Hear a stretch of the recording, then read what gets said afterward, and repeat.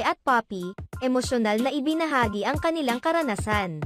Umani ng samut-saring reaksyon ang naging panayam ni Paye at Poppy na kilala ring Galang Sisters sa YouTube vlog ng actress-host, vlogger na si Tony Gonzaga na Tony Talks. Sa halos kalahating oras na pakikipag-usap ni Tony Gonzaga sa magkapatid, hindi napigilan ng ilang mga netizens ang kani-kanilang mga emosyon nang ibahagi ng dalawa ang kani-kanilang mga karanasan sa kamay ng kanilang sariling mga magulang.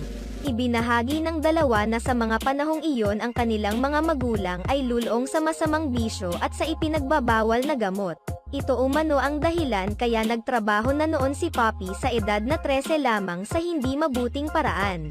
Ang mas nakakalungkot rito ay ang kanyang sariling ina ang nagtutulak sa kanya para gawin ang hindi magandang bagay na ito.